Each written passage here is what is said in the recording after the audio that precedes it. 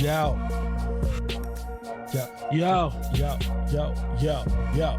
Yo. Yo. Yo. Get him. Came in the spot. Spit rhymes off the top. Up top. On go. On go. Never On gonna go. stop. On go. Flip the flows. Like we flip the O's. Flip the Like we O's. do everything on stage and you know that we get the shows. Get the show. Get the show. Get I don't got it. I don't got it today. I don't got it today. I'm not even there today. I don't feel Yo. I don't feel barbaric today. You don't feel barbaric? I don't feel barbaric Okay. today. You like what I did there, right? Barbaric. That's right, that's right. I'm muscling these niggas with the bars today. I don't feel that Stupid. way today. I'm in fun mode today. I was in my Spliff Star vibe though. You was though. You was. I was you in my was. Spliff Star Yo, my vibe. bad. My bad. It's almost what I'm time saying? for us to change the beat too.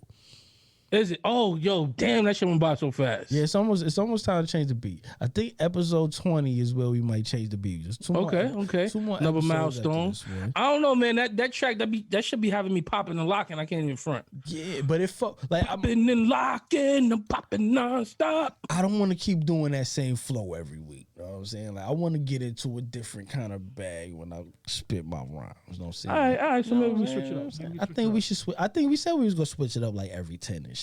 Okay. I'm with that. So hey man, it's the same. It's a fucking Slang Editorial show, guys. It's the Slang Gang. What's We going are. on? It's your boy Doughboy Sums. I think I'm Coach Cap today. No, I think you're Coach Cap today. nah, I am Eddie King Jr. today. Eddie King Jr. Because if you want my spot, you bitch ass niggas, you can't get it because you ain't got it. Nigga stupid. Facts. This nigga Eddie King Jr. Yeah, man, I'm on a roll. What's I'm some kind of alcoholic now? Some type of alcoholic. Yo, What's going on? What happened in your week to make you feel like Eddie King Jr.? Yo, first of all, I don't even want to talk about my week. Oh shit. My week has been tumultuous as fuck. Tumultuous. It has to be bad if you're bringing out it's- words like tumultuous. It's I have a lot going on personally right now. Oh, you've been using that TI app. Indubitably. You've been using the TI app indubitably at shit. $4.99 a month. Yeah, nah. I just got a lot going on. I don't want to discuss a lot that I have going on and shit. But Okay. you know, just a lot going on. So I'm just trying to be in a good, fun mode and feeling and atmosphere and shit like that, you know. Absolutely. Yeah, man. What about you? How's your week been? My week has been cool, man. I can't even complain. You know, just been getting some chilling. Getting some chilling. Did I just say getting some chilling? chilling. What the fuck does that mean? Yeah. What I is don't it? even know. I was thinking about a few different things in my head. Getting some chilling. Is that what the kids are calling it these days? I was getting some chilling, man. Getting some chill. What the fuck though? Nah, but I've been getting some relaxation. I've been chilling. Okay. All right. You know, didn't have the kids around really like that this week. You know, so Oh yeah. So smiles is upon the face. That's why I'm like, I'm getting some chilling. a little R&R, huh? A little Yeah. R&R. You know, it's what you call an empty nest. Was you getting some action though? I was getting some. Listen, man, Do- we on a live podcast. Hell yeah, I was getting some action, nigga. Yeah, that's what I What like you about thought? Getting some chilling. I don't want my man out here like an ostrich, man. You know what I'm saying? The ostrich put his head in the dirt. Nigga is an ostrich, man. Nigga stupid, son. Oh shit. Yo, I remember when I was in I think it was like 5th grade. And I was going out with this one girl. I forgot her name, but we still was like in an awkward stage where In the we didn't wait, kiss you and said shit. the We- fifth for that grade? first- Huh? You said the 5th grade? Yeah, the 5th grade. Okay. Right? Now, I know me and her, we were still in that awkward stage, but we didn't have our first kiss yet and shit, right? Oh. So my cousin my cousin with me. My cousin shot. He like, I'm like, yo, I'm gonna kiss her today. I'm gonna kiss her today after school. He's like, all right, cool. And he kind of hooked me up with her. They was in the same class or whatever, right? Okay. So I went. So we was talking, and before she left, I went to go give her a kiss, and then she moved mad quick. And my cousin goes out of nowhere. Oh shit! She gave you the blue ball, son. Yo, everybody laughing and shit. I ain't know what blue balls was at the time. I'm looking around, blue balls. Fuck is blue balls? Damn, son. And I still had to walk her home and shit because that was my girl. But I'm like, why the fuck she gave me the blue ball? Damn, and you still walked her home after she embarrassed you in front of everybody? Nah, because she didn't do it. She didn't do it on purpose. Like it wasn't like the ooh don't kiss me thing. It was I tried to sneak one in and she didn't know it was coming and she had jumped. Like what was happening? Okay. You know what I'm saying? I thought she was like, nigga, got out of here. Nah. If she did that, I wouldn't walk home. So did you? I tried to sneak it in instead of saying like, yo, you know what I'm saying? Yo, we gonna kiss today. I was like, tried to sneak it a kiss and she, you know what I mean? Took kind of off guard. Did you get your kiss off that day or did it? Nah, not that day. That awkward. That made it even more awkward. Yeah, that made it more. The whole walk home, I was just thinking about what blue balls was though. I didn't know this. Yo, no Google. It was no Google. Even like you couldn't even. Yeah, you couldn't even figure nothing out. Yo, you couldn't figure nothing out. Yo, son, and then my cousin was like, yo, it's when the girl gets you all right, and you know what I'm saying, and then she just leave you like that. So I'm thinking in my head like, yo, so what? This shit gonna turn blue? Like, is this some real shit? Like, what the fuck? Are my balls gonna turn blue? What is this thing these kids speak of? Nah, yo, so that makes me think. So it was something I was thinking about a little earlier today, like yo, peer pressure, right? Mm-hmm. How like your friend, like I never really like succumbed to like peer pressure and shit, because I kind of had like a good idea. Oh, I'm not letting nobody force me into do any fucking thing. And you know this because you'll have ideas and shit that I totally don't agree with, and you'll try to sell me, and I'll be like, nah, and since you met me, I've been that way. So, but it made me think about my younger brother Bink, and I just posted a thing the other day about School Days. I was watching School Days, and they was like, they not pledging no virgins and shit. Virgins. So I was thinking about how we used to press him because he hadn't, you know what I'm saying? He hadn't became a man, quote unquote, yet, right? He wasn't initiated yet. We used to like kind of pressure him, like mostly joking and shit. But there was a time I kind of like pushed him in the room. Time or two, I got like pushed him in the room with a girl and shit. Like, yo, get your shit off. And my nigga just never, you know what I'm saying? He never had it. So it was a certain point where I realized like, oh, I'm doing that thing that I don't like people doing to me. You know what I'm saying? Like the pressure thing. So I kind of backed off of like pressuring him to do it, but the jokes always still flew because it's always funny to tell your homeboys and shit that they ain't getting no ass. But what was like a time where you felt like peer pressured into some shit, or you succumbed to like peer pressure like as a kid, or even as a grown adult? As a kid, well, even as an adult, like there's adults that still are succumbing to peer pressure. Unfortunately, that's a fact. That's a fact. Damn, peer pressure. Damn, off the top, I really can't think of. Because you definitely got peer pressured into that kiss. I'll tell you that. I'm gonna have to talk to P Matic about that. Yeah, P Matic set me up. Nah, you know what? I will hope to say I'm not the one always doing the peer pressure. Yo, you are. Yeah, I really much am. I'm the guy who's doing the peer pressure. I'm not really the one who's been peer pressure. I got a story about you being the peer pressure guy. What's that? What story is that? Once again, my younger brother smoking weed for the first time. This episode is gonna be called "Sorry, Big."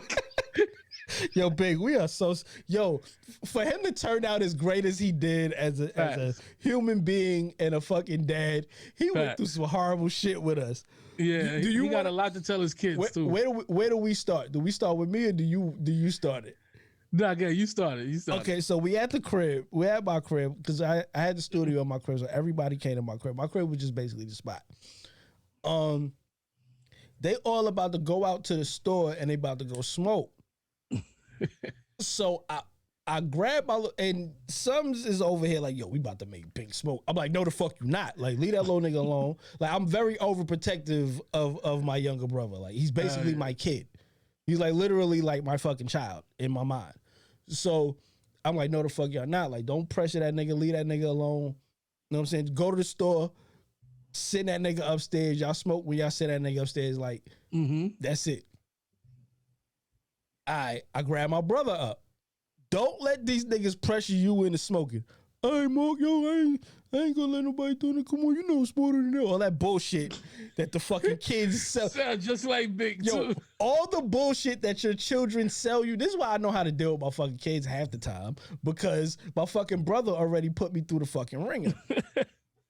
So they go out to the store. They go to the store or whatever. They come back in. These niggas are blitzed. Sums can't open his eyes. Mikey can't open his eyes.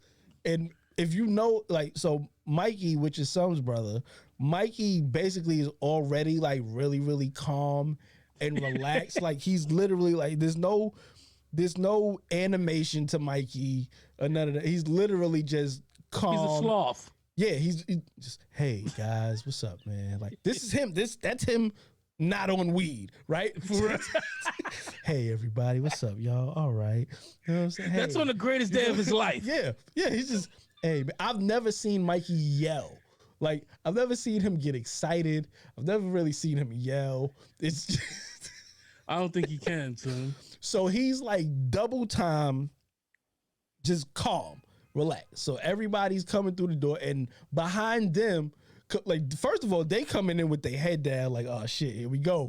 And here comes my brother coming in, and he looks scared shitless. Automatically, I'm like, yo, they let this thing smoke.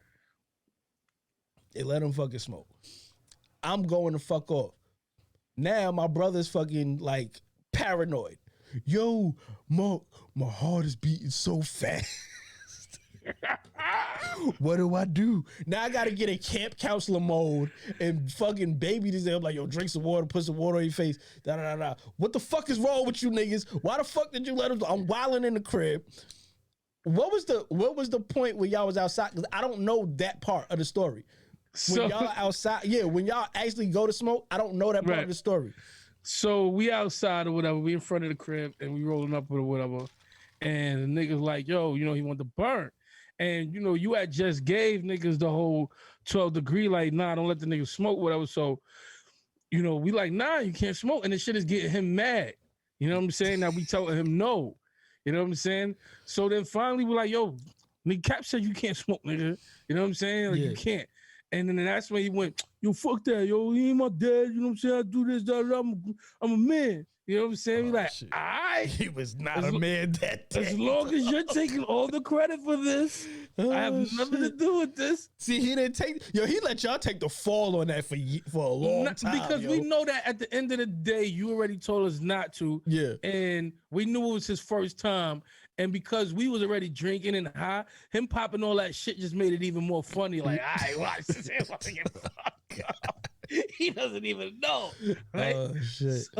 So with us forgetting that it was his first time, we forgot how scary that could actually be for you, right? You know what I'm saying? Because when we first was doing it, we was all doing it together. You know what I'm saying? So we was all at the maximum high together. You know, he's baby lungs. This is his first time, but the rest of us, we're pros. We're doing this shit for years or whatever, right? So he's like, oh, man, my heart is beating fast. Is it supposed to do that? Oh, yeah, don't worry about that. Oh, that happens all the time. So it hit him when y'all got in the elevator then?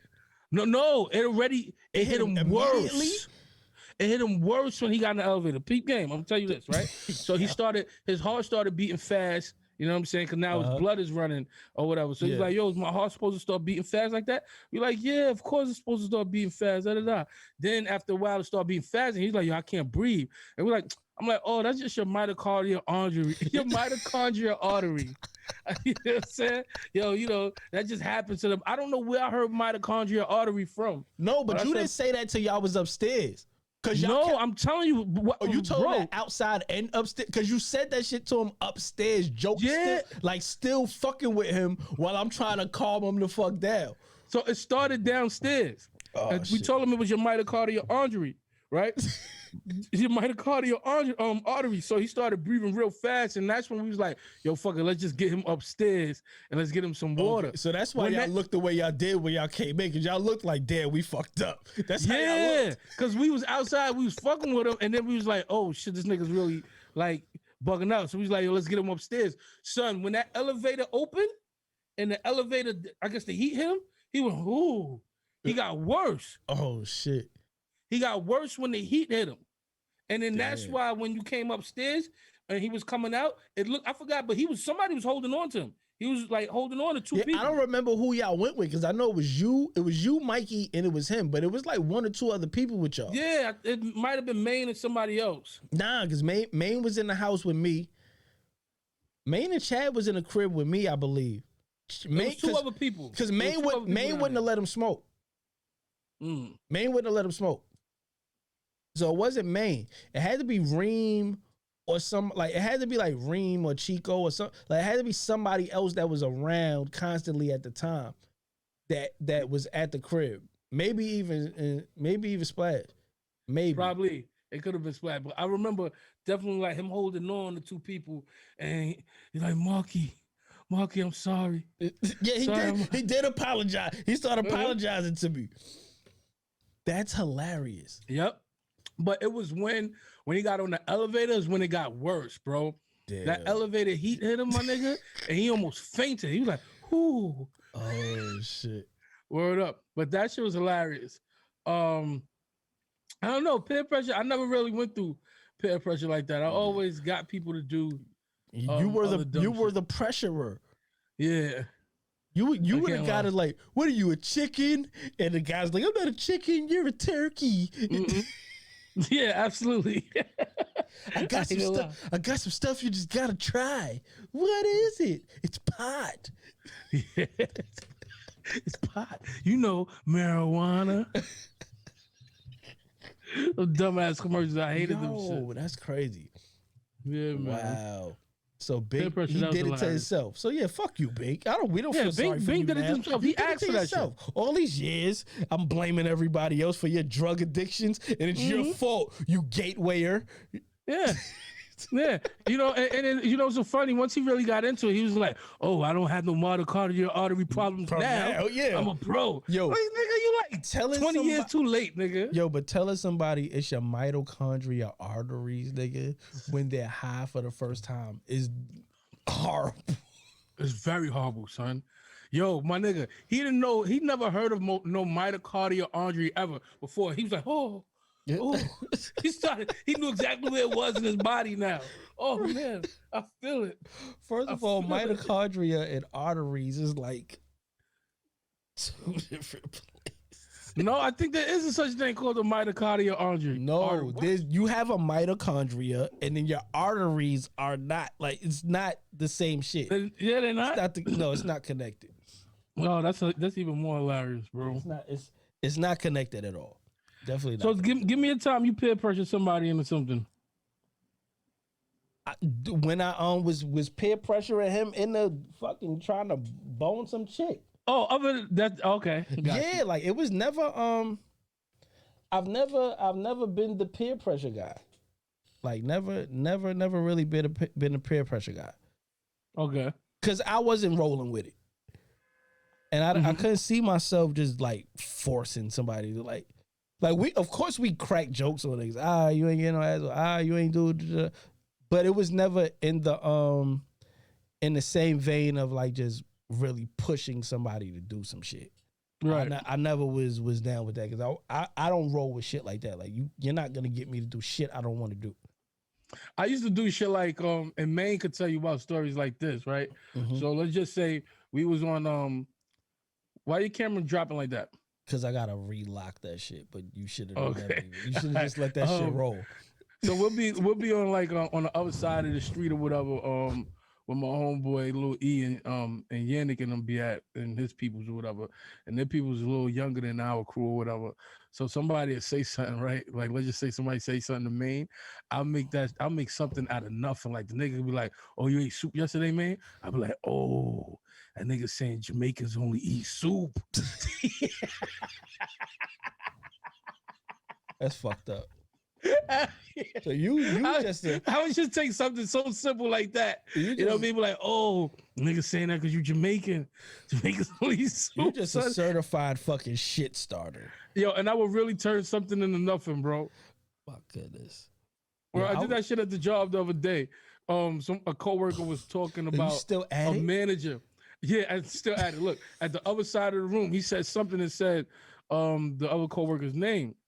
And then somebody was standing next to us was like, "Oh, he calling you Judy. He calling you." He like, "My name ain't Judy. Don't be disrespecting me like that." I'm like, "Yo, it's not a big problem. He just calls everybody but different." He's like, "Yo, man, I wasn't calling you Judy." She started flipping. "Don't be disrespecting me out here, calling me this, calling me that." He's like, "Anthony, you see where you start?" I'm just turning around laughing, bro. Oh shit. Yeah, I still do dumb shit like that. Yo, you gotta stop. I'll never grow up. As he sips a big ass Capri Sun. You see it? I'll never grow up. Facts. Big facts. Word up. Oh shit. Yo, guys, don't peer pressure. Peer pressure's not good. Peer pressure's not good. It's good fun until something bad happens. Mm-hmm. Or until your friend 10 years later is a junkie. It's all your fault. And his mitochondria is blown. Yeah. Blown. I don't even have a mitochondria no more. Oh shit! Yeah, sucking dick for cocaine. Facts. You ever had knee pads? Huh? You ever used them knee pads, young fella? Yo, some of y'all have peer pressured your friends into having knee pads and sucking dick for cocaine, and y'all should stop right now. Yo, on that note, welcome to the Slang Editorial show. Yeah. Oh shit! It's episode 18, guys. Episode 18 episodes. How did y'all let us get this far? Or y'all let us get legal? We have age about this bitch. Word. We could do some things. We ain't all the way legal. We're barely legal. Barely legal. Ooh, that means the stock just went up. Like we can legally do porn. Like that's about it. Our stock just went up. Yeah, we could go outside when we want to. I think we could get a hotel room if we want to, and we can do porn. We can do porn. So that's fact. So hey, shout out to us for being at the legal age for porn, episode 18. Yep. What would your porn name be? Is this the Pornhub episode? It might be. What's your porn name? My porn name, Bust a Nut. Bust. And every time I shoot off, I go yeah. Facts. Yeah, this nigga stupid. I'm a hitter with no delay. So what you say, yo? Yo, you gotta do the hits. I'm gonna be in the camera like this.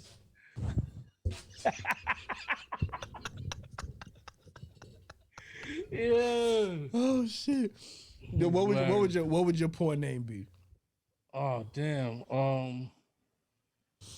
I don't know, something stupid like Slong McDubins. Slong McDubins? Yeah. And I wear like a red. That's some 80s like.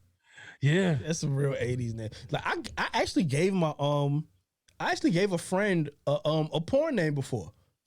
I mean, like she really used it? It was a he. So he hit me up. He's like, "Yo, bro, I'm about to start doing porns and shit, but I need a name." So I'm like, you know what's so funny? Let me tell you what's so funny. The bass you put in his voice. Yeah, his voice doesn't even sound like that. I know, but because of the velocity of the story and men being involved, you got to make it as manly as possible. Yeah. Yo, what's up, dog? Yo, you just turned the nigga to DMX. I did. Yo, what's up, dog? So he's like, hey, yo, I'm about to do porn, so I need a name. So So I'm like, yo, I said, yo, I always had a porn name to the side. My name would be Buster Nut. He's like, nah. I don't want to steal your name. I want you to keep your name just in case you want to use this shit.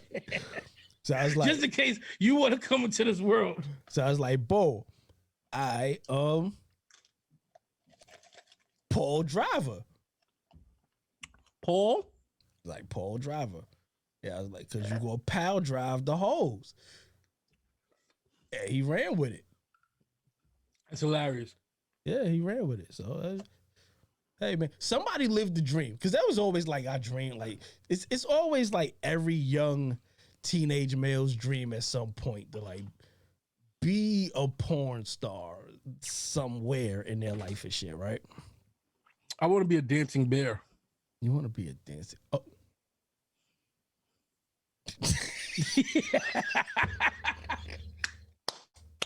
Nigga, took a minute. It took a minute.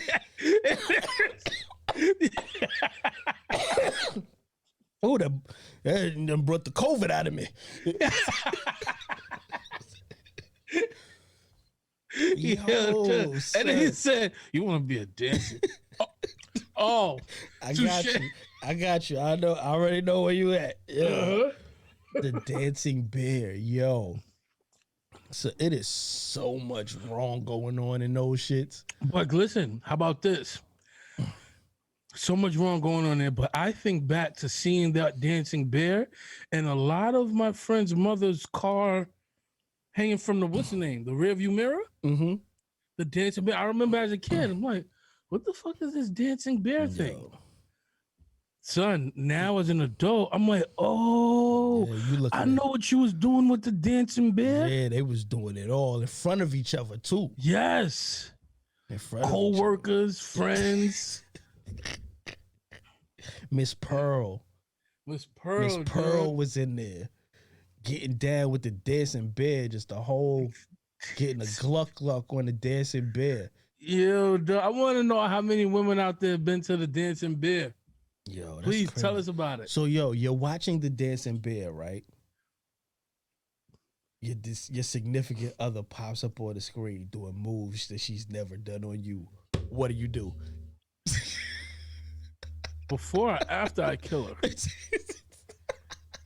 Facts. Like, what the fuck? Hold on. Yo. First of all, you've been on the dancing bear, and this is how the fuck I gotta find out? Yo, first of all, what, like, you don't go automatically, all right, what year did this come out? You don't even get that? Nah, she's gotta die. She's gotta die. Like, cause not that, like, all right, so the bear knows that you're a pop, and then the other 30 women in there know you're a pop. And then when I gotta see the view numbers, oh shit, 2 million, 4 million views. You know what I'm saying? Yeah, I've been out here, you know what I'm saying, showing you off at Christmas parties, birthday parties. But look, listen to what I said. Don't forget what I said. She's doing other things that it's moves you've never even received. Nigga, straight dead. Yeah. This a whole. She's been living a lie. It's like, you didn't even do this to Shmee. Who are you? And then you got to think about, who are you? Then who do you think I am? Shit. You think I'm such a cornball that you got to hide this from me? You're not pulling out all the best moves. So who am I? Yo, but boom, right? So being that we've you wasted all the talent on Tyrone, and now you want to come over here to Timothy? Tyrone, fuck out of here. Tyrone the dancing bear. I ain't Timothy. Timmy the dancing bear. Timmy the dancing panda. Fuck out of here. Yo, so all right, so you don't put it in the same mind frame of like, so we've both been to like underground parties, right? Speak for yourself. Yeah, whatever, nigga. I DJ'd some underground parties. Allegedly. No, I definitely DJ'd them shits. No, me. Anything you say to me is allegedly. Nigga, you was standing right there. You came late. We've been to these places, right? I plead the fifth. You've been to the place. I'm not saying you did it. Dude, see? Don't plead the fifth yet. You can say you've been somewhere. You can say you've been in a room. I can't say I've done anything on the grounds that it might incriminate myself. You're not incriminating yourself by being at a place I DJ'd when you carried my crates. Okay, I'm just being careful.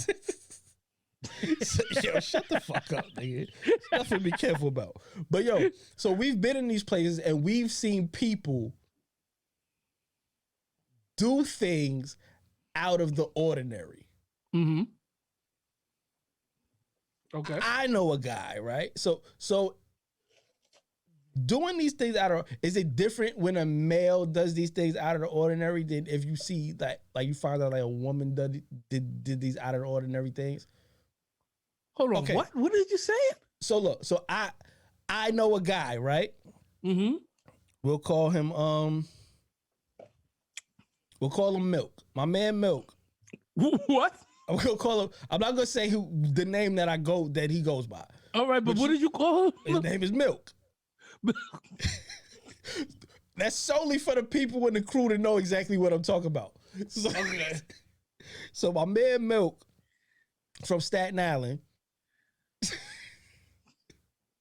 he comes to one of the joints that we throw in this shit.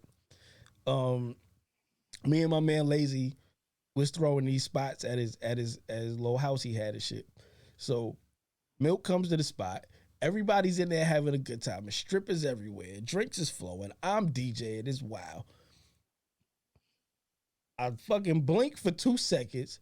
There's a stripper bent over the floor. And my man Milk is face first eating ass. Yeah.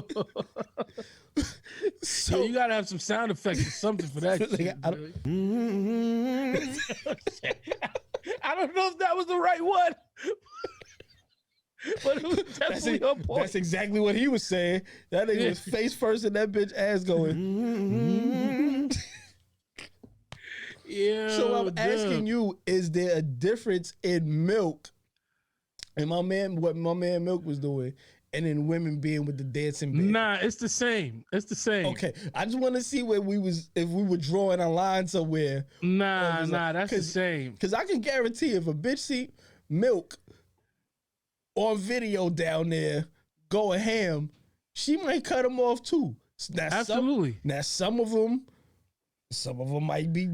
He would deserve to be cut off. Yo, how about this? I'm at a bachelor's party. Mm-hmm. Not gonna name who. We don't do that to protect the innocent, right? If you could give him a name, though. Bruce. Okay. I'm at Bruce's bachelor party. It's me and my other brother, and we there, right? So we get him a lap dance. The DJ calls up. Hey, we found out there's a bachelor in the party, man. Bachelor, come up. Blah blah blah. They get him a chair or whatever. Yeah. Up in the middle of the dance floor, girls dancing, whatever. And I guess this is a trick that they do to find out how thirsty motherfuckers are, especially right before they about to get married. Yeah. So he puts the money in the bitch's G-string and the ass crack or whatever. And she starts to crawl away. And then the DJ's like, go get the money. Go get the money. Get the money. Get the money with your face. Get the money with your face. Oh, my God. So the nigga was about to go down there and get the money with his face. And then the DJ just stops the music and the girl turns around and everybody points and laughs at him. Ah, you almost fell for it, you ass eater. You was about to eat that. Facts. Yo, peer pressure. Yes. Peer pressure. It all comes down to peer pressure. Son, me and my brother was sitting back like, hold on. This is a joke? This is something that y'all guys plan, rehearse, and do? Yo. She knew when you was going to stop the beat and everybody. Of course she knows. Of course she knows. It's part of, 9 times out of 10, it's part of her thing. And if she knows that DJ, then they have that all together, so it's already ready to go. My nigga, how hilarious is that they turn the mirror around in front of you and make you look at your shitty, worthless self? You love to put your face. Yo, they put a mirror up in front of them? No, but I mean metaphorically is what they're doing. They're making you look back at yourself like, damn, I'm about to say, damn, they had the Morris Day and Jerome mirror too, nigga. Look at yourself. Look at yourself. You ass eating ass nigga. You was about to eat mad ass today. Yo, what if they had their own strip club filter that when you took a picture of it, it had I was about to eat ass on Sunday? Oh my! At the bottom. Oh shit! A little geo filter. Yo, shout out to Bruce and Milk who was down for ass souffles. Yeah. Yo, that's crazy. That is hilarious. I got one more. I got one more, bro. I'm at an underground, right? My homeboy, he's sitting at this chair while the girl is doing her show on the floor or whatever. And this nigga got his arms crossed. This nigga look like he tight. He ain't throwing no money down, no nothing. All I know is this girl, she's doing a handstand. He's sitting in the chair. You know what I'm saying? Yo, she did a handstand, turned around, and boom, landed her ass right on this nigga face. Oh, did she do the? Yo, my nigga, he tried to get up, and all he kept doing was she had him locked in. She kept bouncing it back here, and he just kept coming up, and we like, oh shit, what's going on here? Damn, and he trying to get up, and all he keep doing is putting his face. Damn. Yo, so when I tell you he got up so tight and ran up out the spot, that nigga was mad, son. Homegirl was just laughing. So he had like no. Was he throwing money or anything though? Nah, not at that time. He wasn't doing nothing. That's why. Oh, you think that's why she did it to him? Yeah, because you just did. So they don't like when you just there, just looking and shit. You ain't throwing no kind of money. You're not getting like no kind of dance. You're not getting no kind of like. You ain't spending no kind of money. You just there looking at naked bitches and shit. Like you could have went to a bar, right? Uh-huh. So that's why she's like, all right, I'm gonna get this nigga. He's sitting here looking all mad like he don't want to be here. I'm gonna show him he don't want to be here. Ass to face, nigga. Ass to his face. She goes to the DJ. Hey DJ, throw in a number 2. What is your strip club like etiquette? Like what are your moves when you go in? Because you know there's people that walk in and automatically like get overwhelmed and they ready just to do anything, right? Mm-hmm. What are your moves like when you go in? Like shit, when I go to a strip club, I usually I'm talking strip clubs. I'm not talking like underground shit. I'm talking like actual like strip clubs. Strip clubs, yeah. Usually when I go to strip clubs, I get a few drinks first, you know what I'm saying? Scope out the lay of the land, see who I'm liking, you know what I'm saying? Then more so, you know, probably pull them to the side, you know what I mean? Get a little drink or whatever. The one you want though, right? Not just any. Like not just any. I don't do that just any. I take my time, sit down with a drink because a lot of times they're gonna come to you. You know what I'm saying? Right. If you bring some of that, if you bring like a certain type of vibe or attraction, they're gonna start coming to you. So automatically, my mind is to ignore or make any chick that comes to me feel like shit. Right. I'm not. I look like I'm looking straight past through you, even though because most likely I ready to scope you out. Right. I ready to peep out before she was coming. You know what I'm saying? So now while she's on her way, I get to make it even more like I ain't paying no attention. You know what I'm saying? Because I ain't no thirsty nigga. Yeah. You know what I'm saying? So I got my eyes on one or two particulars, and I just move on from there. Right. Yo, I hate going to the strip club with the person that acts like they never been there before, or like they've never been around women before. Like it's the worst shit. It's like the kid that goes to Disney World for the first time and they don't know what to fucking do. They're throwing all their money in the first 10 minutes. They're pouring out. We get bottles. They pour out every stripper that comes by. They're like, here you go. You want to drink? No, but first of all, she's not even giving anybody here a dance. Right. I'm very picky when I get to the strip club, yo, because I'm spending my money. Right. I don't give a fuck which one of these young ladies. Look, you see what I did there? I don't care which one of these young ladies that I offend by saying, nah, not right now. Nah. Right. Nah. Because I want the one that I want to fucking spend my money on. Like, I hate you want to dance? Right. You want to dance? You ready for a dance? You want to dance? What you mean? No. I hate that shit. Listen, bitch, you are not up to par with my standards of what I want to spend my money on. You want to buy me a champagne? I don't want to buy you shit. I don't want to buy you shit. First of all, I'm waiting for the girl that got the apple bottom jeans and the boots with the fur to come downstairs. The bitch that was on Satellite 3 10 minutes ago, I'm waiting for her to come from out the back. That's a fact. Because that's the one I've been watching for 20 minutes. And let me tell you, I'm gonna wait my turn to spend money on her. Exactly. Not you, Lacey. Now get the fuck out of here. You know that bitch name is Lacey. Yo, but there's always that one fucking person that overdoes it, is not cool, and anybody with titties out that comes across them, they just on them. Yo, being that we starting this Saturday on Strip Club Stories. Saturday Strip Club Stories. You want to talk about the time you almost got us kicked out of a strip club, or you going somewhere else? I was going somewhere else. No, but you got to give me that one. How almost got us kicked out? We were at the shit. Off of Suffolk. What was it called? Which one? There was two. Not the one at the top. Not the one like right across from the. Oh, that's Europa. Yeah, not that one. The other further one back, was further in the back. That's the one with what's the name? What's the name? Got yeah, shot. we're not gonna get into that. Yeah, but yeah, we was at that one. Okay. And I knew one of the dancers because I used to talk to her. So that's why I would go there, because I would kick it with her, chill with her till after we got out of there. And we had our homeboy that's a firefighter. He was with us that night because he drove. Like, I don't even know how we ended up going there. I guess we was just doing some drunk shit. Like, yo, we gonna go to strip club and shit. I was like, oh yeah, because I was like, yo, I know a shorty. I followed the shorty yesterday, and we go in there and she kicking the shit.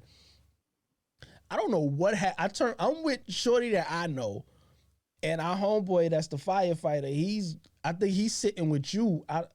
If I'm getting it right, and all of a sudden, I just hear you arguing with the bitch. I don't know if you took some money back from the bitch, or because you was wild like that back then. Like, if she wasn't giving you the action you wanted, you would take the money back. Like, nah, bitch, fuck out of here. Your fucking money back. But yo, you almost got us kicked all the way out of that shit. I think y'all did get kicked out. Shorty took the dude into letting me stay because I was, you know what I'm saying? I mean, afterwards. But I think y'all had dipped. No, that's the same night we drove you home and you fell asleep in the back seat and you wouldn't wake up. And we kept trying to wake you up. And we drove around the block like 3 times. Like, yo, all right, maybe we drive around, keep trying to wake this nigga up. And then the last time, I was like, yo, drive around the block, and we get to the edge of the block, speed up, and hit the brakes dumb hard. That nigga gonna wake up. You really did that shit? Yo, because you wouldn't wait. We was literally like 30 minutes trying to get you to wake the fuck up.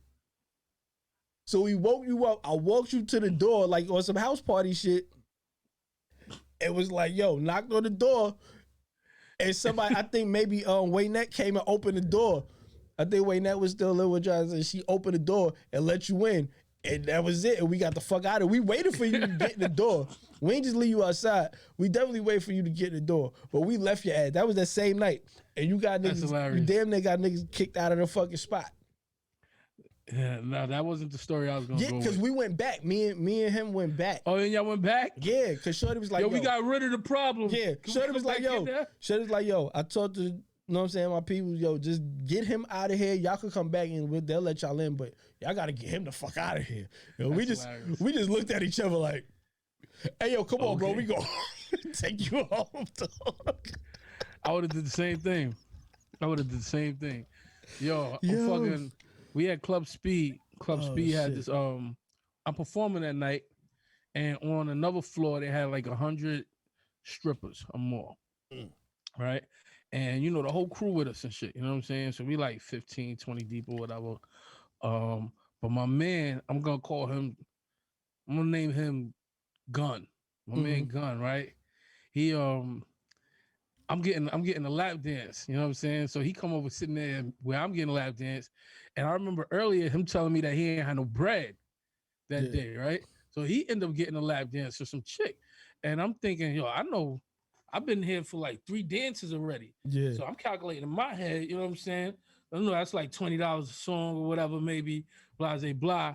You know what I'm saying? So my man across from me, he did around the same amount of time I'm there. I'm like, I know this nigga said he was broke. How the fuck he got enough time to be doing 3-4 joints, right? Yeah. So his girl get up and turn around and put her hand out like, yo, it's been like 4 dances. Like, come on, you gotta give me something. He like, oh, ma, I ain't got no change. I got $100 bill. And I'm listening to this shit. And I'm thinking, yo, this nigga's the dumbest dude in the world. She has change for $1,000 bill, nigga. What the fuck are you talking about? You know what I'm saying? So she's like, nigga, I got change. What? And he like, yo, ma, I ain't gonna lie to you, yo. And yo, he tried to whisper it, but how you try to whisper in the club? So he had to actually kind of say it kind of loud. Yeah. He like, yo, mom. She like, what? He's like, yo, man, I'm broke. I ain't got it. She like, what? Nigga, you done fucked up, nigga. I'm about to get your ass kicked up out of here. You fucking broke ass nigga. God. Yo, she leave, right? So I run, because my manager told me at the time, he was like, yo, don't get in no trouble, sons. He's like, all your people's here, y'all niggas gonna get in some trouble. I'm like, yo, I promise you, I'm not gonna get in no trouble. Right? So I smelt the trouble coming, my nigga. I ran to the other side of the room where the bar was at, and I told my mans, I said, yo, watch this. Watch what happened to this nigga gun. Niggas looking. Yo, the bitch bust through the door with 3 other chicks and 2 big bodyguards. She like, that's that bitch ass nigga right there. Yo, they go grab him up, right? And the bitch is mushing this nigga in the face. You broke ass nigga. Oh, shit. Yo, the bodyguards got him like this. So he got to get tossed out and get the mushes to the face. Yeah. Now peep this. This is what I was saying. This is what made it really hilarious. These bitches was doing all types of shit in there. They was in the bathroom popping off. Of course. They was doing things to the side for niggas, right? So I'm like, oh shit, they touching his face with those hands. Oh. You don't know where them hands just came from, right? So part of the joke was me saying the bitches was like this, grabbing mad pussy juice and just splash on a nigga face. Yeah, you little bitch ass nigga, yeah. Take this. Oh shit. Dousing this nigga with wet juice, getting this nigga out of here. So, yo, that shit was hilarious, bro. Yo, that's fucked up, son. Yeah, that was Saturday stripper stories, bro. Don't be the guy. Don't be the broke guy. Like, first of all, if you go to a strip club with your homeboys and you the broke guy, your peoples will look out for you. Facts. Your people, just let them, like, give them a tap. Yo, I've been in the strip club. I've sit my homeboy. Yo, I had a flower on me before, and I was just like, yo, you're great. Hey, my homeboy over there, go hang with him. Right. I'm that, like, I get in the strip clubs, I want everybody to have fun. My boy Smalls has been my strip club compadre a few times. And we go in there, we have fun. We even went to one of the little fucking Spanish shits or something that we thought was a strip club, but they just charge you to dance with them and shit. Yeah. We've been in there and give them, and buy them a champagne. Yo, because we didn't know. We didn't know it wasn't like a strip club. So they're like, you want to dance? Come dance with me. We like, all right, we just having fun. Because we done came from another spot. So we in there fucking doing the fucking cha-cha, whatever the fuck. She's like, $10. Oh shit! Like what? And then the dude at the bar just looking back, one gold tooth and shit. So we like fucking yo. We had a good time. Like you gotta let your peoples know when What's you his can't name? handle. Who? The dude with the gold tooth. Oh, that was that's Juan. I kind of feel Manuel. Manuel. I feel like his name is Manuel. Okay, he's definitely Manuel. He could be Manuel. Manuel Ramirez. Yeah, fact. Yeah, but it was. But you gotta let your peoples know, because your peoples are not gonna let you fold. Facts. In like the strip club is not the environment you want to be the failure at. Why are we fucking damn near an hour in? I don't know. I got one more. Have you ever seen one that made you want to ask them, why are you doing this? Yo, I did. You're so much better than this. Yo, I really did. Because she was just like, she looked like she shouldn't have been there. She looked like she shouldn't have been there. And in my mind, I'm just like, yo, you don't want to. You don't gotta be doing this. Yo, where was the person who had you here? Where is he now? Like, you need some love. Like, you need love. Like, you look like you need just a little bit of love. You need somebody to tell you? The word. Like, I'll hug you. But yo, he's like that. Yo, come in. Yo, where you going? Don't go where nowhere. You going?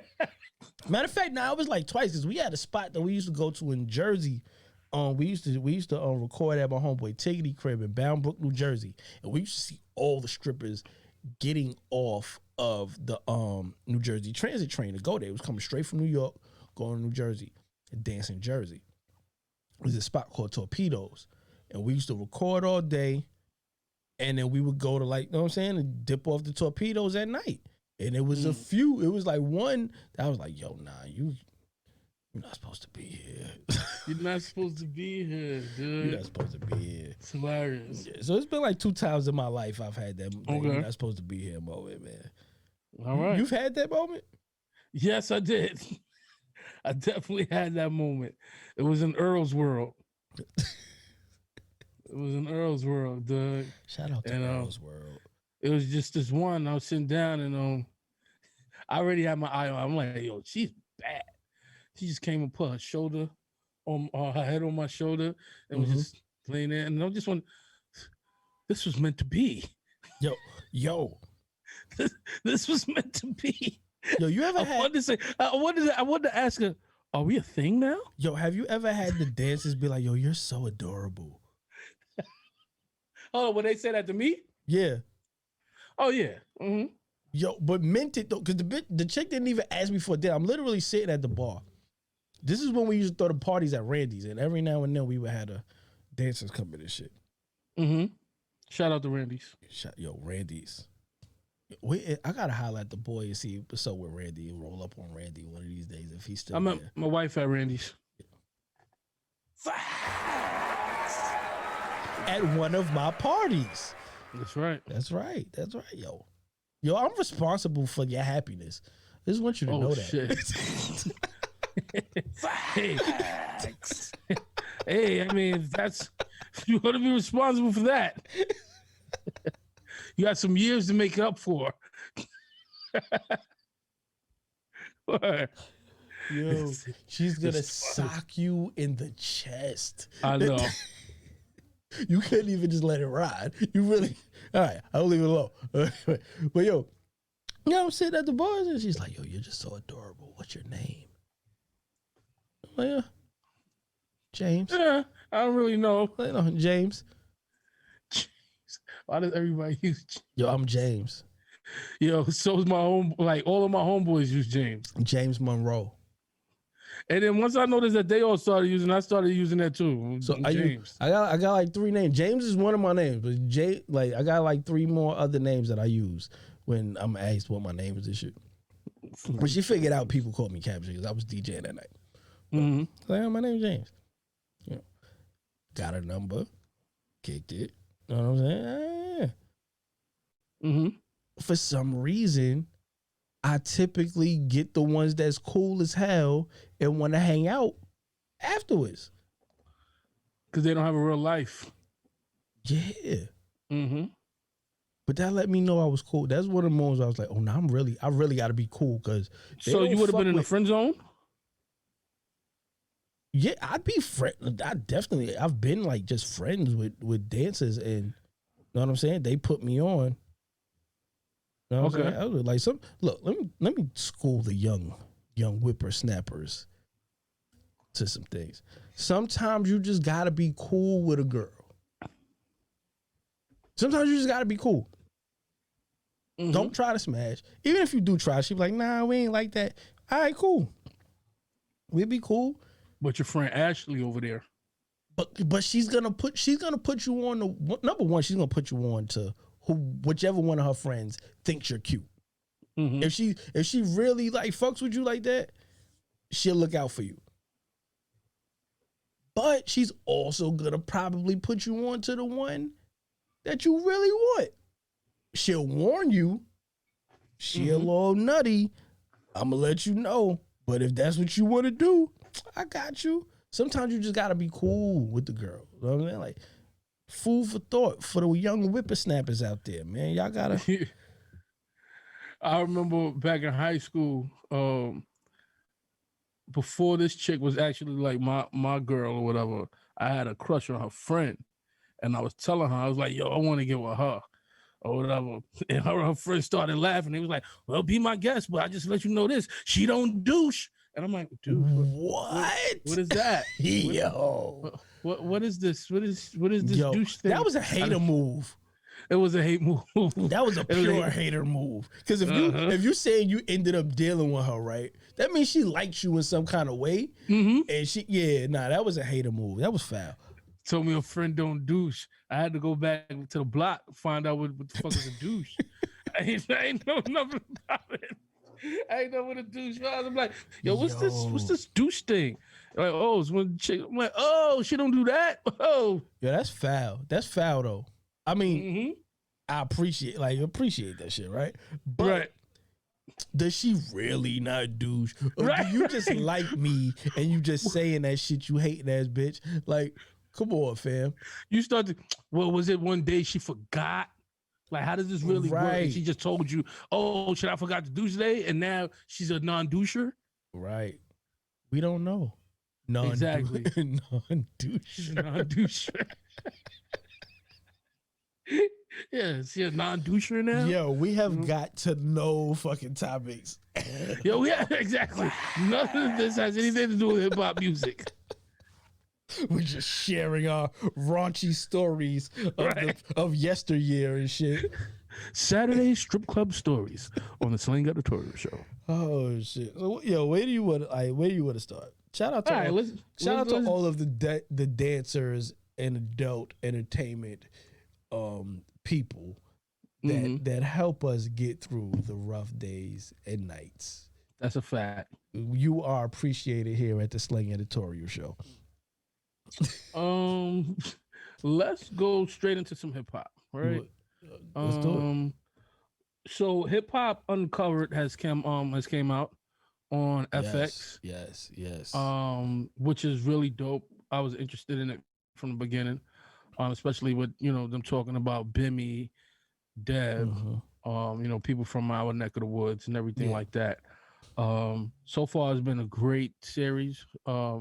I like seeing the background stories of the Big U. Yeah, I love Jack. Originally, it was supposed to be a series on Big U. Oh, for real? Yeah. So I was watching an interview with him, and I can't remember who was interviewing him, but it was originally supposed to be him, and they went and they pitched it, and it didn't. At first, nobody wanted it and shit, and they didn't know who he was, and then they found out who he was. And he made the deal. And he said right after he made the deal, Nipsey died. And after after Nipsey died, he's like, if he would have held out 2 weeks, they would have offered him more money. Because they found out like his connection with Nipsey and all of that stuff. So yeah, I guess somehow in there they figured out a way to pull all of these other people in.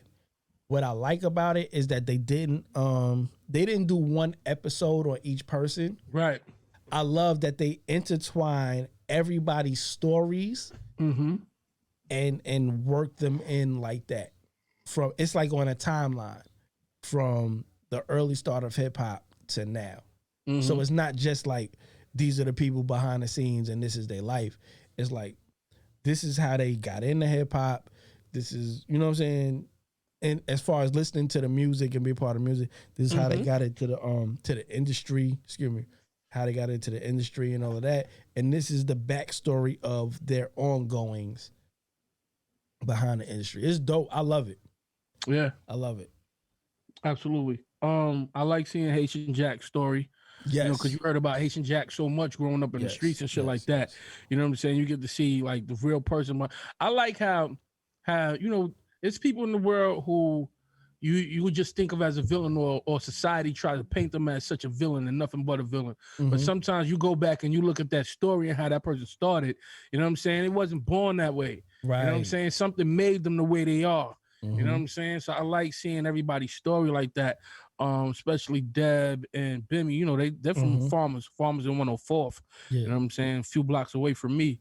You know what I'm saying? So it's great to see, and I love the stories of hip hop being told. You know what I'm saying? From some people who really didn't have a voice at one point in the industry. You only had the artists. You know what I'm saying? And the CEOs. And that is told from so many different perspectives and different places. I would have loved if Right. there was one like Southern person on there to kind of fill that part in, like maybe Jay Prince or somebody like that. Yeah. That could be in there and give you that Southern influence.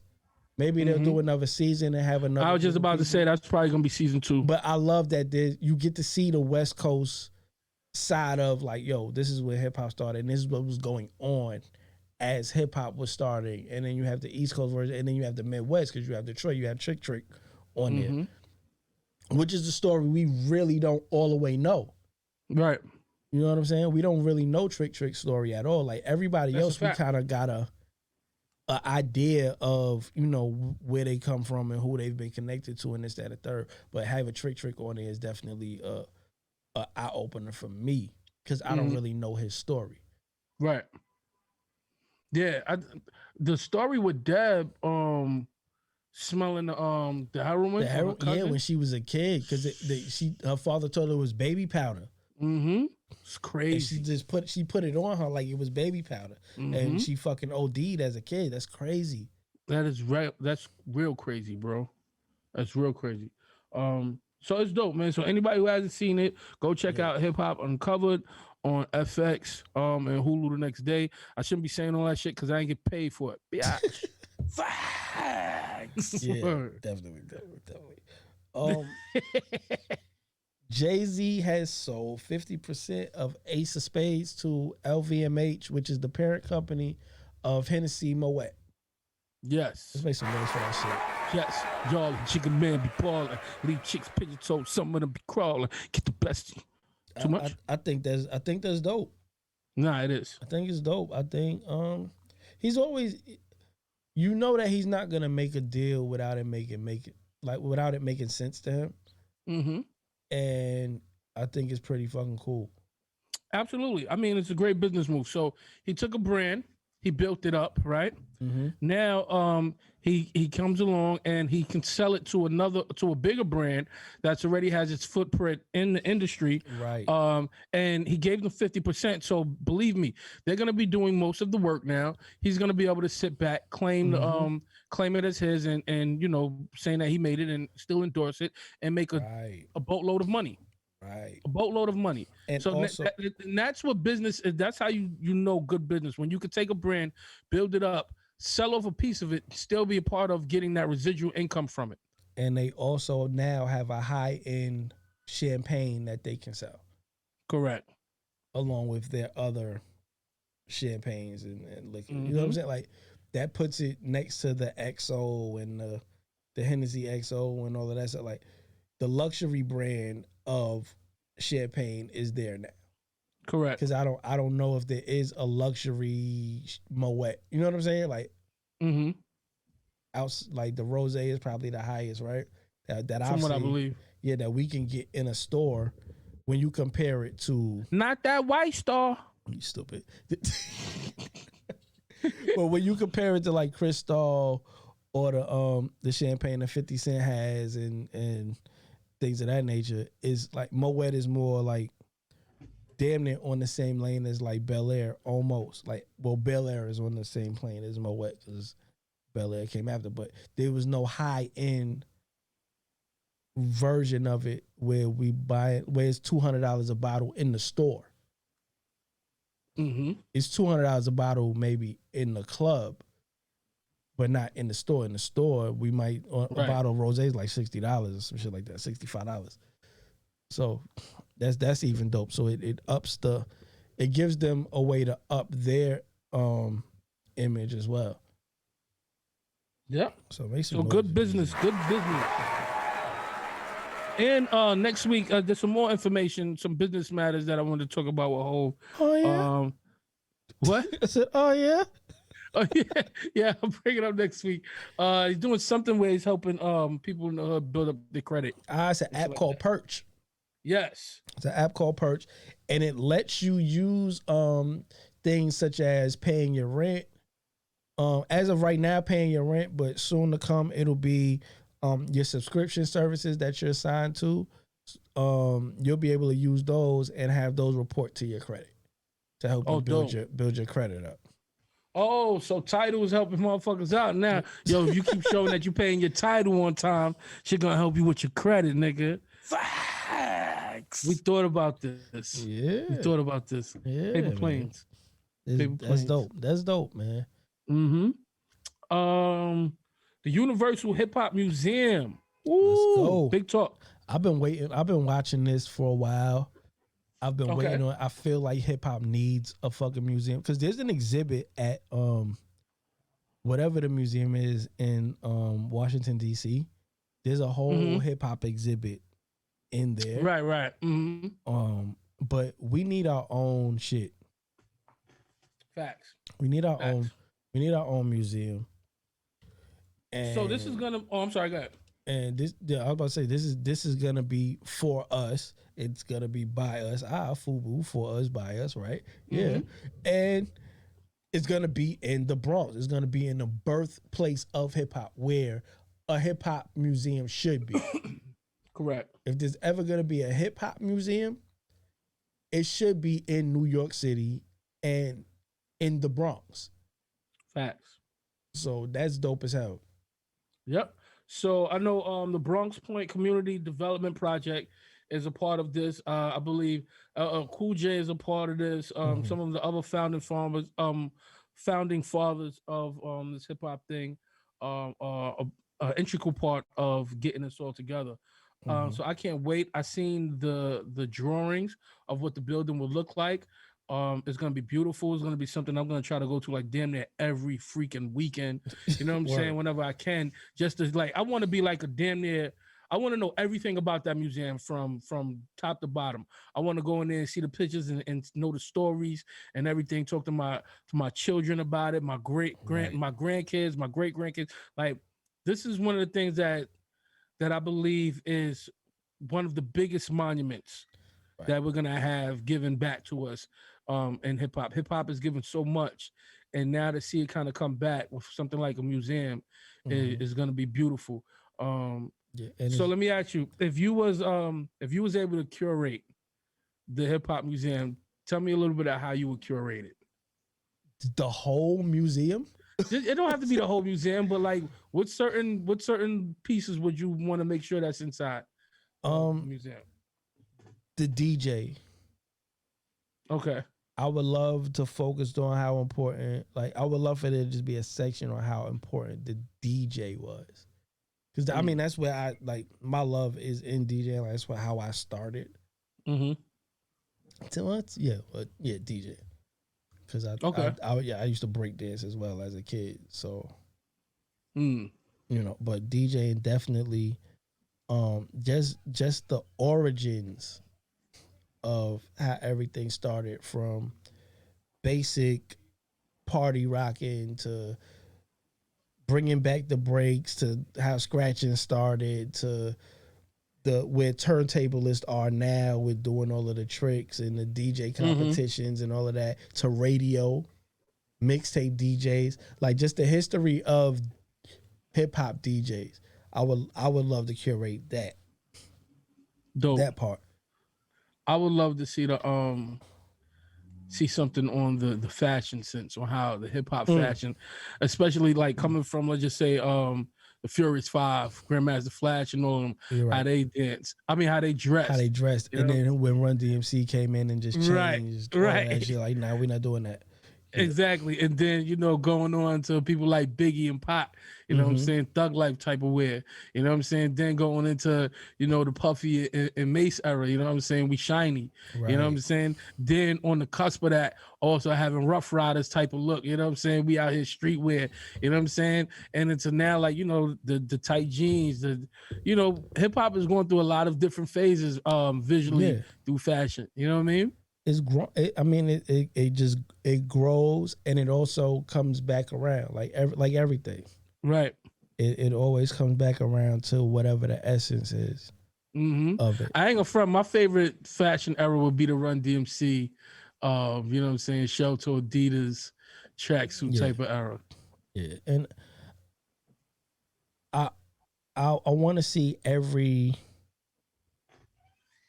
region be represented because every region. So I would love for the museum to be exactly what the show Hip Hop Evolution is on Netflix. Mm-hmm.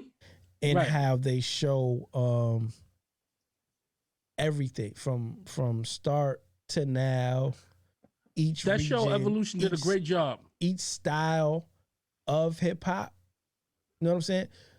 Show that. Let's show us bounce music. Show us screw music. Show us Atlanta bass. Show us bass music in Florida. Like, give us an area that shows Luke and what he did as far as fighting for free speech. And right. I hope all of these things are definitely involved. I'm sure it will be, but I really, because I will want younger kids to go in there that are probably just getting turned on to hip hop now, to go in there and see, like, really see how far it has come. Absolutely. Like and even I would cars. definitely want an evolution of the video vixen department. Yeah, you know? that too. That's a part of it. Car culture. Absolutely. Car culture. Like you already said, fashion. Mm-hmm. You know, even dialect, the way that we talk. Right. The way that we talk. And even work. And then you have to have one small part where you show its reach. How Wu-Tang going landed overseas. in China. I was just about to say overseas, that. how hip hop is overseas, no doubt. This is the home, this is the Mecca, and the museum is here, but we want to show you how this museum and the art is way bigger than just these 5 boroughs. Right. It's way bigger than just this sound and this color. It is transcended into many different areas and places. I'm excited for it, man. I'm Absolutely. really excited for it. I can't wait. I know they've been doing like pop-ups. Okay. My ex-wife took my son to like one of the pop-ups there. He got to meet like Grandmaster Caz and stuff like that. Oh, dope. Yeah, he doesn't know who he was meeting and stuff like that, but she knew. Right. And like she told me, and it just made me proud. I've met him before at a park. Like they you know, in the summertime they do like the jams in the parks every summer. There's a park each borough they go to, and they have different people there. So I met him once before, and to see that my son got to meet him and stuff like that, and that they've been doing like pop-ups for people to get the experience a little early is dope too. Yeah, so I'm excited. I'm sorry, go ahead. Now I'm hyped for this shit. Like, so am I. I want to find some way where we can contribute to it. I want to create some type of event. Either we do it on air or whatever, or even if it's ongoing, starts on air and keeps going on off air through even one of our platforms. But I want to do something where we can contribute and help raise some money to the ongoing need that they have over there. You know what I'm saying? Yeah, we'll figure it out. All right. So if y'all Hip Hop Museum, if y'all are listening, we are here to help. Right. We would love Big to facts. be involved in some kind of way. Hey, and you don't have to name a wing after us or throw our picture up on the door. We don't want any of that. You don't have to name the studio after me. I'm not asking for any of that. Facts. I ain't gonna lie. I would like a wing or something named after me. Besides Get a bucket my of kid. Chicken. Get a bucket of chicken. Write my fucking name on it, right? All right. What are those wings, nigga? Oh shit. Word. All right. So also in good news, our boy 50 Cent, Queen's Own, is teaming up with my boy Kenya Barris. Yeah, man. Yeah, they're coming out with a show on Netflix called The 50th Law. Based off his book. Which is dope because, first of all, these are two of my favorite people. I mean, you already know 50 is our guy. But Kenya Barris is definitely like my dude. Like, I like his thought on creating, you know what I'm saying, on new ideas and taking the black topics, conversational pieces that we probably talk about, other people talk about, but we don't necessarily get to have that conversation together. Yeah. I'm gonna watch it. I think as far as shows goes, outside of 50 Central, which even that wasn't that bad, 50 hasn't struck out with me. That's a fact. He has not struck out with me when it comes down to TV shows and all of that. So, And I like what he tried to do with 50 Century. I think it was bad on BT though. yeah, I don't think it was a play. Maybe it was timing. It was. Maybe I it was think. timing. Yeah, I think. I don't know how to explain it. It was a little too Kool-Aid-ish. Yeah. If that makes sense. You know what I'm saying? For him to do a show like that, it has to be raw. It has to be in a place where it could be 100% raw. Right. This was a little too. I don't know. I can't put exact words on it, but it wasn't done to the best. But yo, shout out 50 and Kenya Barris. I can't wait to see what y'all do with that. And one of the reasons why I really like it is because it's gonna do with personal development. You know what I'm saying? They're gonna take quotes from other people, and it's gonna be lessons and things on how to stay above and afloat. Really being a better person. I love personal development stuff. I read personal development books, watch videos and stuff like that. To sort of see him show a different side of, of him, of production, and also of him, because it's going to show his intellect. You know what I'm saying? Everybody know him for being a bully or whatever in music, but they don't know the intellect part. So the book showed that. Now the series is going to show even more depth in that, and that's what I like too. Yeah. We'll see when it comes out. I'm gonna guess it's gonna be like a year or two, maybe. Yeah, it's gonna be about a year or two. So when it comes out, man, we'll see 50th Law TV show. Bobby Shmurda is home. Yes, sir. We got rounds of applause. It's a lot of black excellence popping off this week. That's what I'm talking about. Welcome home, Bobby. Home to Bobby, man.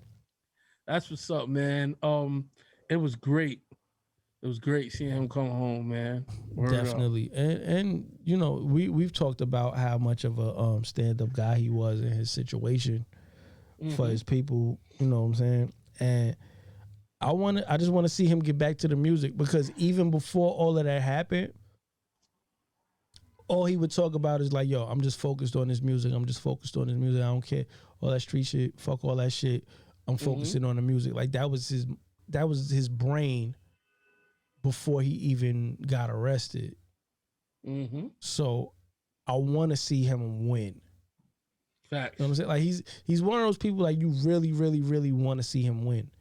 Even without the court stuff, without the taking the extra time and all of that. Before that, I wanted to see him win because of the way he was speaking. Like, yo, I finally got a chance. I got a shot at doing something good with my life. This is what I want to do. And he had to take a hit. He had to sit down for a minute, but he still has love. There's a lot of people that got love for him. Quavo went and picked him up from prison. In a jet or some shit, right? Jet, yeah. In a private jet. That's what's up. Went and picked up his guy. Gave him some money. Yeah. And it's good people, right? Quavo, Karen Civil was around him. He went straight home to his mom. They had a private event and turned up a little bit. He turned down liquor. Good.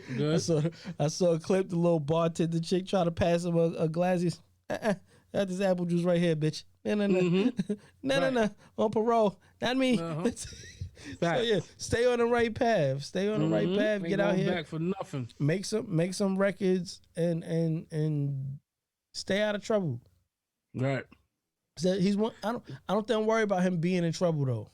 Yeah, neither am I. Cause like I'm worried about. Well, I think him and Rowdy got their head on their shoulders, but you got to watch out for other people trying to pull you into trouble. Like, for instance, look at the fucking Meek Mill and Tekashi shit.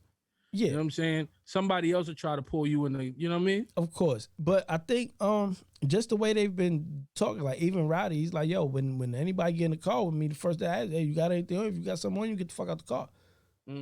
So they're on, they're on a specific page, like, nah, not going back, not with the bullshit. If you want the bullshit, I can't have you around me. It ain't no love lost, but I'm out here trying to do something with my life. And I can help you as long as you keep me out of the bullshit. You should want to keep me out of the bullshit. That's a fact. So, I hope that everything goes good and they do what they got to do. Big facts. I'm I'm gonna take a quick intermission. Yeah. You gonna play a song? Play a song, nigga. This ain't the radio show. Like yo. First of all, let's get our lives. Go do what you gotta do. Hurry up, dog. Like, so once a week we go through this nonsense where we pregame the show. We go over our topics. We discuss everything. And the first thing that I run down a list of things we should do before we get on air. And you should always, always, always use the bathroom. Time and time again, both of us have failed to go and use the restroom before recording, and then we get stuck here all alone, having to carry the rest of the show till somebody goes in peace. Hopefully, this guy's not in there like Austin Powers with the stop and go. I'm praying he doesn't have to stop and go. So, yeah, that's where we're at now. This is, I guess, an intermission of Sums having to use the restroom yet again because he's a 3-year-old on the inside. Other news. Let's talk about Fred the Godson just had a street named after him. I think that's dope as hell. Even knowing like he wasn't one of the artist that was talked about the most, but to see him getting a street named after him is fucking amazing. I love New York City in that aspect, that our artists that come from our streets, you know, in their passing, we give them their respect and their just due for what they did do while they were here. And there's been several different artists that have had street names after them in New York City. You know what I'm saying? So to see him get a street named after him, which I wasn't a big like listener of Fred the Godson. I know who he was. I listened to a couple of joints, but I didn't really get into his music a lot like that. But to see this, it makes me proud of hip hop. Like, like just to see that, it makes me proud to be from New York City. Yeah, absolutely. And you know what else I like? I like the fact that Fred the Godson wasn't like a huge known artist. You know what I'm saying? Right. So the fact that the borough stood tall and there's people around who said, yo, you know what? It's more than his fame. He means something to this community. And this is why we're doing that. You know what I'm saying? Because he means something to this community. Right. And I thought that was really dope. Yeah, and commendable. I'm happy to see that, man. And rest in peace to Fred the Godson. We lost him due to COVID. Yeah, and is it's fucked up, but is at least we don't have bad stories about him. You know what I'm saying? Like I've heard nothing but good things about him. Everybody that's spoken on him has spoken good things, and to see this come to light is very amazing for his legacy. Absolutely. His kids can walk down that street and see, yo. Now my dad was great. Like my dad was amazing, and they named the street after him. You know? So yeah, rest in peace. Rest in power, man.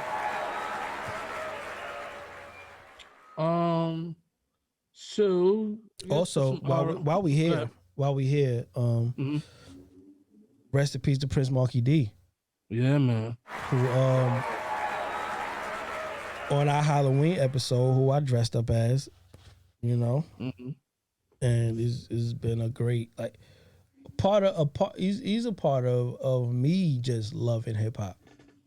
That's a fact. Just it sucks when great people like that are going, and especially like we're at that age where we're starting to lose people that we grew up on. And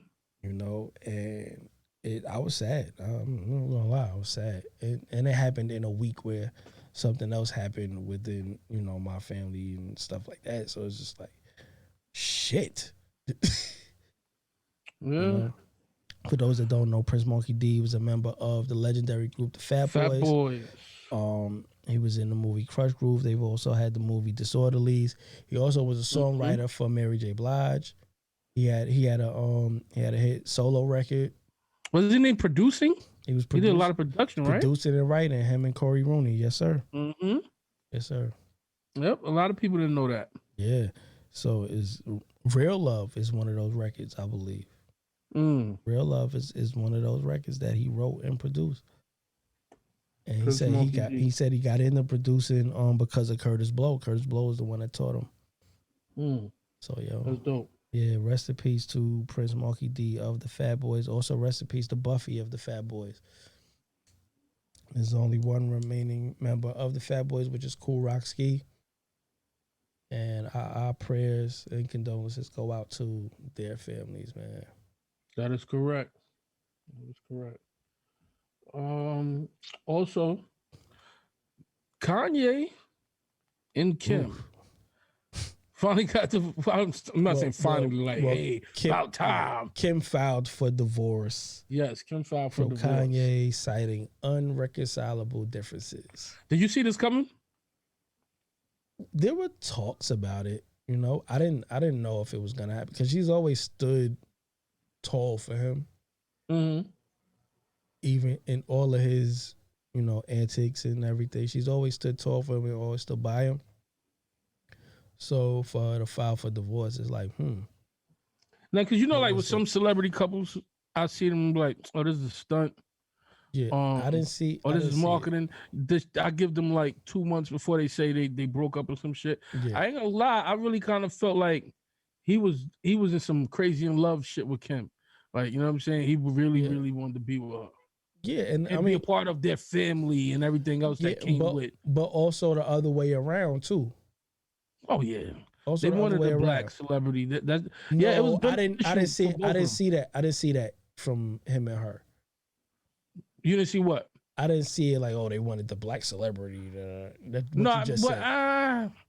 Because every time he was in the wrong, every time he was wilding out, every time he was, she stood tall for him publicly. Oh yeah, I don't see it as just that. Yeah, that's what I'm saying. That wasn't just the thing. I didn't see a person that didn't love the person that they was with, and it was a publicity stunt. I saw two people that actually loved each other and shit. I do definitely feel as though she has a type.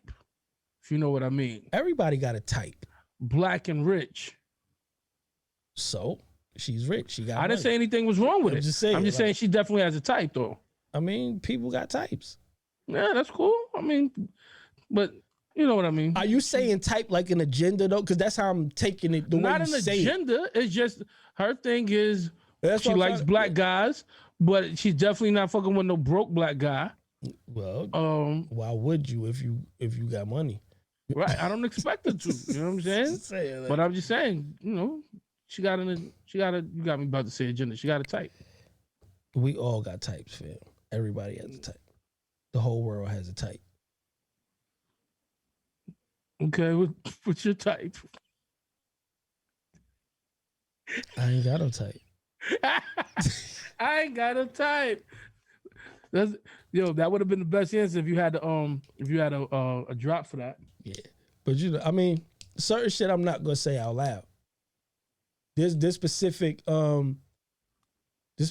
types that I won't mess with at all because of things I've seen and experienced and shit like that. But I don't. Is that race wise or? I'm not speaking on that out loud.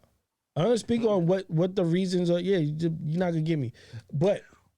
There's certain things I don't fuck with, and because I don't fuck with those things, I won't fuck with those things. Okay, you know what I'm saying? Because it's not gonna relate to who I am and how I move and shit like that. So, got you. Okay, all right. But I hope for the best in that situation. I would hate to see them break up with 4 fucking kids and. That's a fact. You know what I'm saying? Kids are involved. I never want to see a family broken up. Being that there are kids involved, right? In the industry, I look at the shit that fucking Kodak Black did, jumping out the window, talking crazy to Lauren London, right? Yeah. He was only saying something that a lot of people was already thinking. You know what I'm saying? Even if you was thinking that shit way too fucking early. If you thinking that, you a fucked up nigga, son. Word. If you think like in the middle of somebody's like divorce or the demise of their, significant other and shit like that. If you're thinking about your time to like bust your move, when's the right time, you are a shitty individual. That's a fact. Now let's look at Kanye joint, right? Now, people in the industry, they might say that they friends and all that shit, but these niggas ain't grow up together, nothing like that, right? Mm-hmm. What's the timeline? What's the timeline before somebody could, for like a Drake, you know what I'm saying, could just jump out the window and be like, hey, Kiki, do you love me? Are you riding? I think it would be tacky if he did that. Being that they have issues and like if it's some secrets, if you want some secrets of war shit and you just don't give a fuck, because I can be that way. I know I can be that way. I'm secrets of war. Like, I'll fuck your bitch, you bitch ass nigga. Like I could, but is it worth the shit that come with it? Is it worth shit? Don't be worth that shit. I can, like I said, I can be that way and I can understand it. I can totally understand it, but it ain't in good taste. Okay. It ain't in good taste. And who knows? Like maybe they both seeing other people already, right? We don't know how long. Right. We only see that somebody filed for divorce or, you know what I'm saying? Is we only see when the people break up. We don't really see the inner workings of the situation like you would with a close friend, and they're going through something and you're going through it with them every day, and they finally get to that breaking point, and in the process of a divorce they'll be split and they'll find somebody that would it be wrong if somebody who got like 4 beats from before, let's take a Game, we found out Game is now dating, but he's already said that he slept with her. No, he didn't say her. He said 3 Kardashians. She might be one of them because the other 2 was young. The other 2 were children. So which one? Did he sleep with the mother? Mom? It could have been the well. I remember when I first heard it, and the person who was bringing it up was like, "There's only 2 other Kardashians." Nah, there's a song where he mentions her. There's a song where he mentions her. Yeah. That was a thing. Like he mentioned her in a song. It was a song that didn't come out, but like a video or something leaked of him playing the song or some shit. Where it's been said that it was her. So if he double backs on that, I don't know. I look at my friendship with you like, fam, what the fuck? Yeah. If you're my people, like if we're really peoples and we really, really interact like that, like you say, I'm gonna look at you crazy. Yeah, but I know it's gonna be it ain't gonna take too long before motherfuckers start hopping on that. Of course it's not. And then you're gonna be surprised. You're gonna be like, oh, I thought him and Ye was cool. I mean, shit, Dr. Dre done already moved on, as they say. So, yeah, you think it's really with the April chick? I mean, I don't know. They out in public doing whatever. They are? Okay. They was out. Yeah, they was out like on a date, or they went out and hung out as friends. Who knows? Who cares? Right. Who cares who these people are screwing and being with and all of that shit? Half the people I see commenting on that shit is some of these bitches is 3 niggas deep in 2021. And it just started. You on your 3rd hymn, so I don't want to hear shit. You on your 3rd hymn. We're gonna talk about the hymns too. We're gonna talk about the hymns one day. The hymns and the he's? Yo, the hymns, the arm. Well, you see is the arm and the watch. Oh shit. We're gonna talk about it one day. Who the fuck are they? Yeah, the niggas that can't be seen, that they not ready to show yet.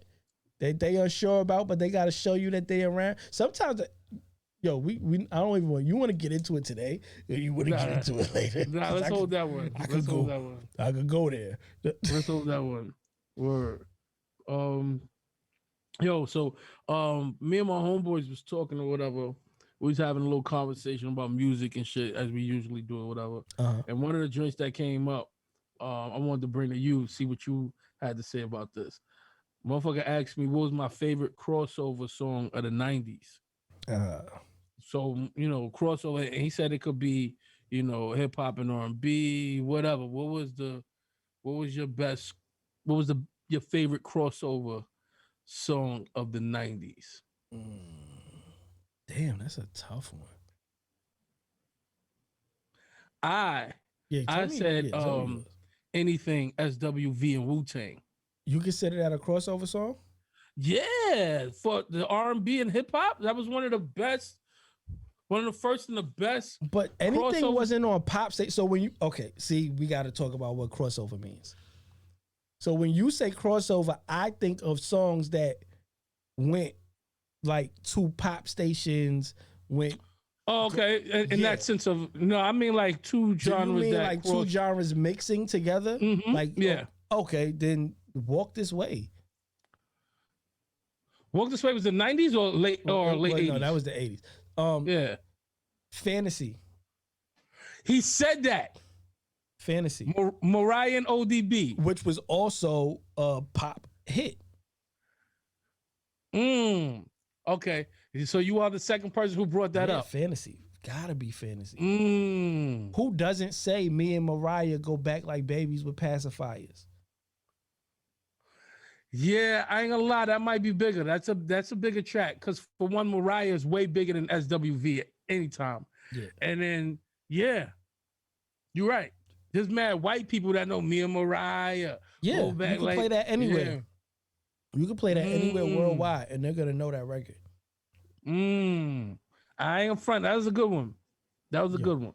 ODB was supposed to ODB was gonna be the one. Yeah. Think about it. Even the record you mentioned, even anything, right? The most notable part of that record is Dirty. That's the most notable part of the record. We wait for that part. Absolutely. DJ skipped to that. We skipped the whole second verse and go straight. That's the part right there. Dirty was like, when we think of, like, of course, everybody, we know Meth was like the Ralph Tresvant of the group, but Dirty was Bobby Brown. Facts. It was Dirty. That's a good analogy. Dirty is the star. So like, no matter what he did, no matter where he went, you noticed his presence. Yeah. Damn, son. Like, can you imagine if Dirty was still here with Instagram? Facts. Yo, if you was in White Castles with your mother and ODB was there and tried to hit on your moms, would you let him? How old am I? You're like 13 or 14. First of all, at 13 or 14, I'm freaked out that ODB is even talking. Exactly. Exactly. So, but then you notice that he's trying to hit on your moms. Do you stop and be like, ODB, what the fuck are you doing? Or do you be like, yo, you have no say. ODB. You have no say. You just gotta let it ride. You gotta let it ride. ODB could be my stepdad any day. Yeah, Doug. Yo, I wasn't there, but my mom's told me. She's like, yo, I'm in a White Castles and ODB up in there. White Castles on Springfield. Yeah. He was like, yo, ODB tried to holler at me, like literally, like trying to bag me. That's and I'm crazy. thinking in my head, like, yo, if I was there, would I be wilding on ODB like, yo, nigga, that's my mom's? Or would I be like, yo, OD, yo, yeah, I'll have my balls, my nigga. Yo, get the bag, moms. Like, get the bag. Bobby, get the feature. I need the feature, dude. Get the feature. One night out on the town ain't really gonna hurt with the old bastard. Right.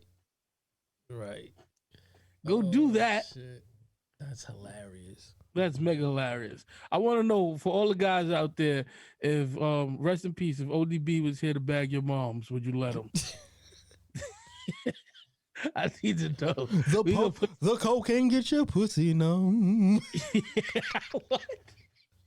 Yo, it's one of my favorite fucking Dirty lines. Dirty is the greatest, man. Yo, did you just say, will cocaine get your pussy Son, numb? he sings that in a song. The cocaine get your pussy numb. Yo, this nigga ODB, dude. This nigga's crazy, son. Yo, I remember when his second album came out. Me and Savior listened to that shit back to back for like a whole fucking day, son. high out our minds, listening to Old Dirty in a dark ass room. Like,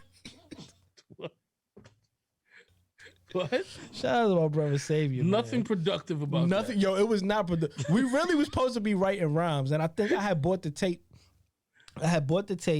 And I brought it over his crib like, y'all got a Dirty album, and we just played that shit. It was fucking zoned the fuck out listening to Dirty, son. Nothing productive about that. The cocaine get your pussy numb. Yo, you stupid. Yeah. Before we. Oh shit. Yo, before we ride out, this is the 30th or the 35th year anniversary. 30th year of House Party. Yeah. Definitely a staple in my upbringing. Yeah, man. First of all, I shouldn't have been watching it at the age that I was watching it, learning that dirty language.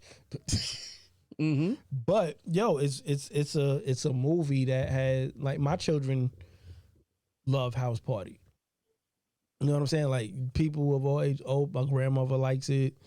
Like, it's one of those movies you can watch as a family, and it's like one, like, outside of like Crush Groove and like Disorderlies. After those movies came out, it was like a gap in between like, where we had something that represented, and it was an authentic representation of hip hop. It wasn't like that movie Rapping with Mario Van Peebles and shit. Trash ass fucking movie. Mario Van Peebles. Yeah, it was a authentic representation of hip hop and teenagers at that time. I love the movie from beginning to end. Like, you know what I'm saying? The beginning, where he's going to school. You know what I'm saying? The shit that's happening in the school, the fight. To, you know what I'm saying? To him, trying to get in the house and hide the note and then getting ready for the party. Everything from the beginning to end was a great movie, especially, coming up the way we did with music, hip hop, in the city. It was all something that we were very familiar with. Right. You know what I'm saying? I love the whole franchise too. You know what I'm saying? The part 2, 1, 2, and 3. Not part 4. Yeah, we don't count that. Yeah, we don't count that shit. Only 1, 2, and 3 that matters. You know what I'm saying? But yeah, man, shout out to Kid and Play and what they've done.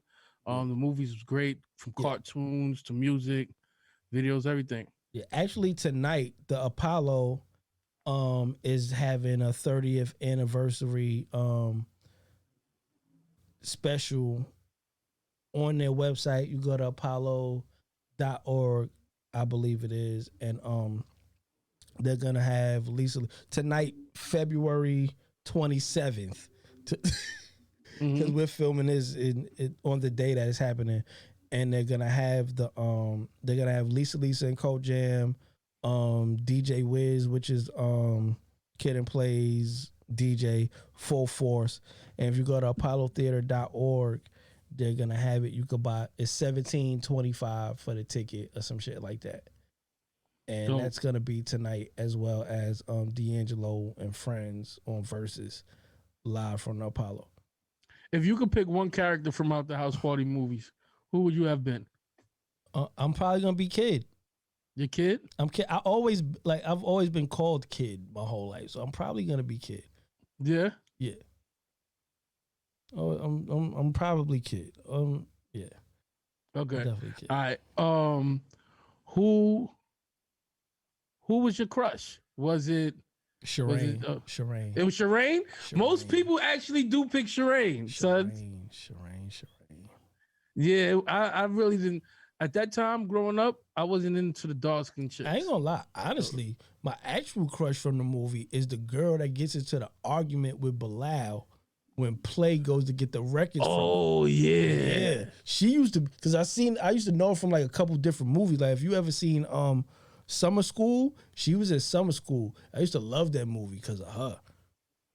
I love the way you sound right now. The little kid came out of you. Yo, yeah. Nah, she was definitely, my movie crush, it was definitely her, son. Okay. Definitely her. Yeah, I definitely was liking Gina at that time. But yeah, but out of like Shireen and Sydney, Shireen was the one I was. Yeah, Sydney was my jam. I even talked to a girl once because she reminded me of Shireen.